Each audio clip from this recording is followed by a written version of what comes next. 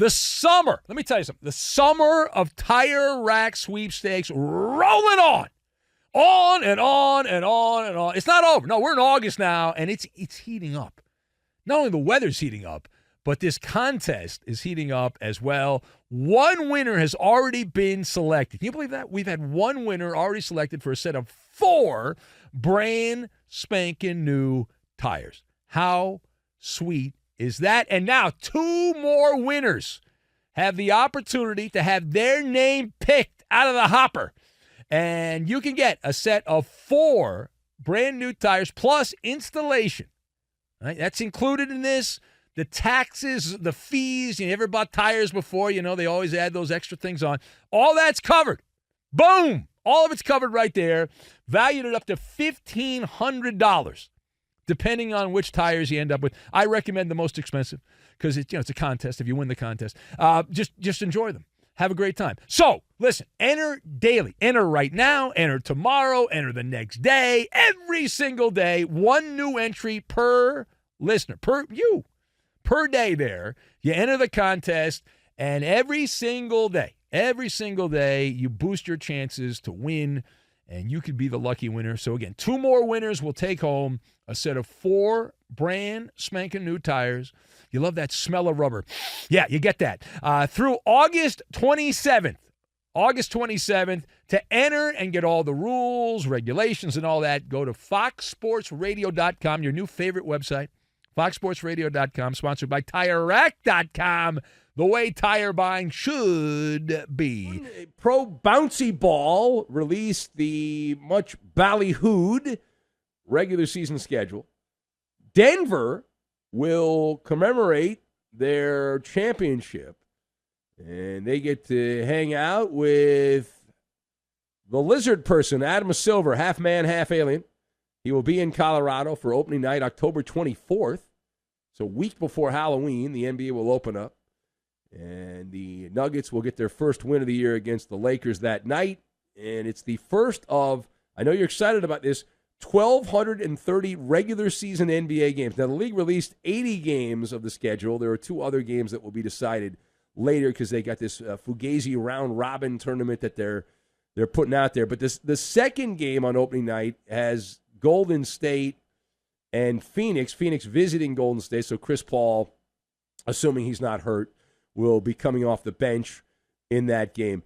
The NBA big shots made a big to-do about maximizing player rest and limiting travel demands when they released the schedule. And I guess I'm becoming that jaded schmuck, but I thought that's so embarrassing to how it used to be in sport. And I guess everyone's okay with it, and I'm on the wrong side of history apparently, but I was raised that athletic competition, sports, is supposed to be a war of attrition. And when I started covering basketball early, I was a kid, I was a young guy when I started, and the old timers would brag about how they had to play 3 nights in a row and they flew commercial. And they'd go from San Diego to San Antonio, and then they'd have to go on to New Orleans because that was when the Jazz were in New Orleans. And they wore it like a badge of honor. And now we've gotten so far the opposite direction, okay? We're so far in the opposite direction that now the league itself is patting itself on the back and saying, I would like a gold star near my name because we're going to make it as easy as possible for the players, and we're going to have as much player rest and limited travel. The funniest thing about this is it won't matter. Like, you can cut down on air miles and extend the rest, and the players are still going to malinger. It's in the DNA of the teams. They encourage it. The agents, the reps, the massage therapists, the personal chefs, the helpers, they encourage it. So it's not going to stop. So it's a futile effort is what it is. Now, that being one point of conversation, the other part of this, what I want to get into, some are claiming that after the schedule was let out, that Dame Lillard's future has been decided by the NBA schedule release. So I don't know if you saw this or not, maybe not. So let us discuss the question. Is it true that the NBA has all but confirmed that Dame Lillard will be traded to Miami this NBA season. And I am nodding my head yes. Why? Well, look at the evidence. I've got Guillotine, Confectionery, and Seeing Eye Dog. So, to answer the question, is it true the NBA has confirmed Dame Lillard being traded to Miami? Yes. Professional sports is a TV show. It's almost completely scripted reality. Some would say it is, if you ask Tim Donaghy. Contrived storylines, human drama. We like it. We watch. We like the playoffs more than the regular season. But that's all the prologue. One NBA schedule quirk stood out like an infected flame throbbing thumb with pus oozing out of it. The Portland Trailblazers play one game on TNT next season.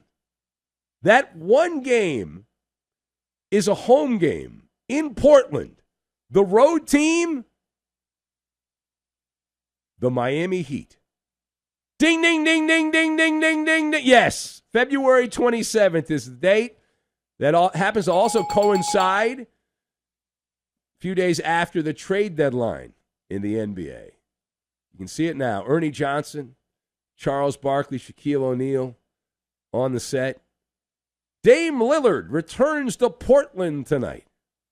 Big headline there. Charles Barkley goofing on the Blazers and Shaq massaging Dame Lillard. You see the whole thing play out. There's no other reason to put that game on television.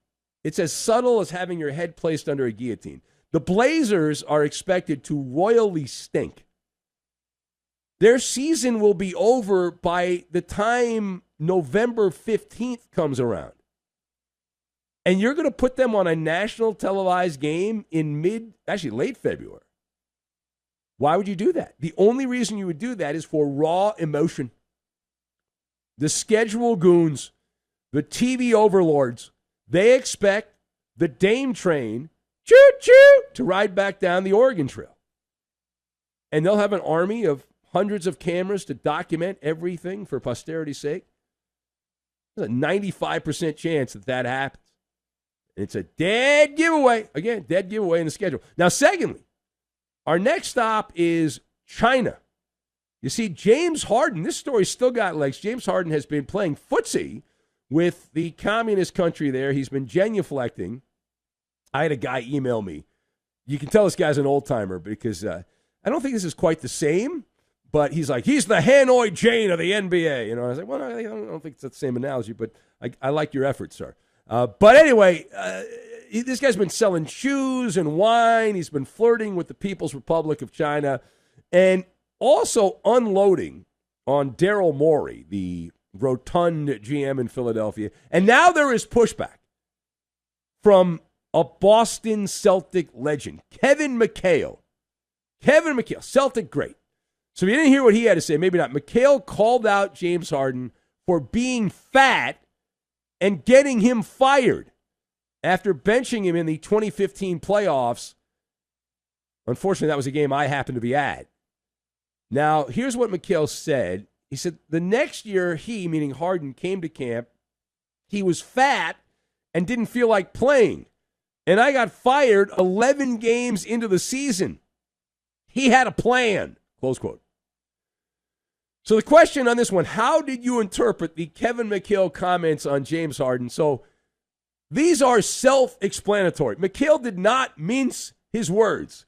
He did not leave anything to the imagination. You know how like a bikini leaves stuff to the imagination, but if you're naked, you see all the goodies? Yeah, that's the same thing. This is nakedness.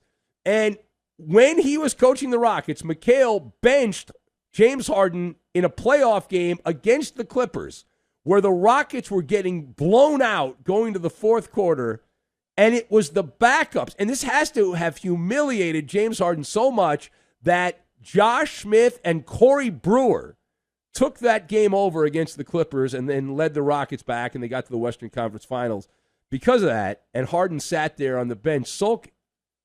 And McHale's like, hey, I was running a little confectionery, and I wanted James Harden to enjoy a little bit, small little sampler spoon of French vanilla, and instead Harden ended up eating all of the Rocky Road ice cream. And so Mikhail's come back. He's used the atomic elbow. But is there anyone right now who is more in bed in American sport with China in the last week than James Harden?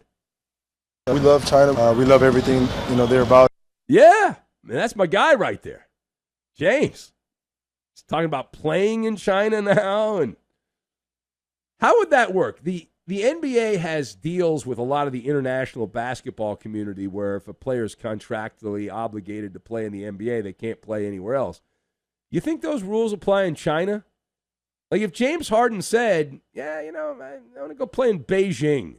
I want to get one of those museums like Stephon Marbury had. What if he did it? What would the NBA do? Would they sue him? They'd probably put his contract, they'd embargo his contract, but what would Harden care? He'd make more money in China. All right, final thought. China? Yeah. I'm sure we'll talk more about China, but we're going to pivot to college football. So by request,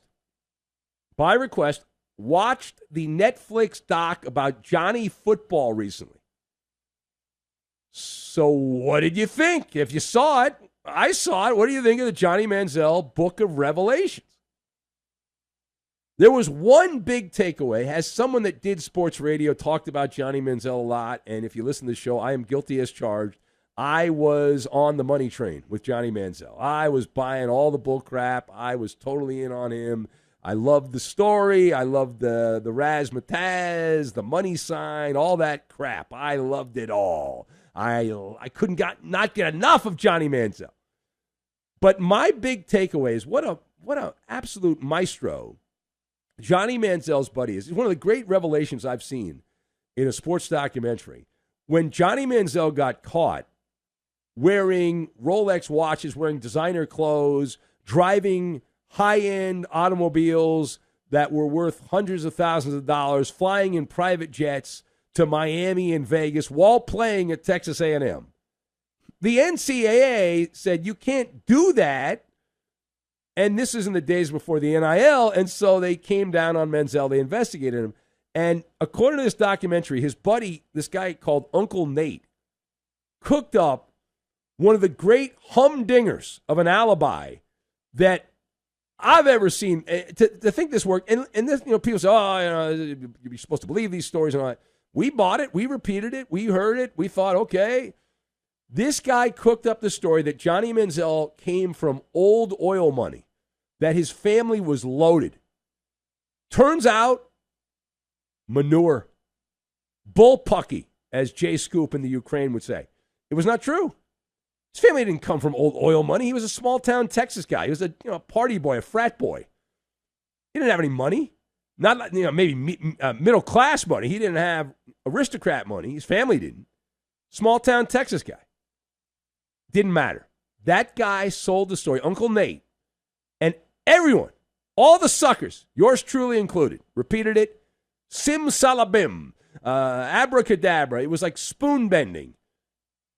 Now, not only did the media get hornswoggled, but who cares? Everyone rips the media. But country bumpkins from the NCAA, you want to know how pathetic the NCAA is, that they needed a seeing eye dog because they had unintentional blindness there. They actually could have snooped around and figured out whether Manziel's family actually had old oil money. They clearly didn't do their due diligence. Nobody investigated it any further. Manziel got away with it. He was going around signing autographs in Miami, Vegas, Washington, D.C. for thousands and thousands of dollars in straight cash. And then he had to find a way to get rid of the money. And because, cash, you got to find a way to launder it. Yeah. I'm so grateful the mob, when they were getting rid of the money, they went with laundromats. What if they had gone with, like, donut shops? Would we be saying these days you have to donut the money? Would they be say launder the money because the mob was putting money in laundromats, in the laundromat business to get rid of it?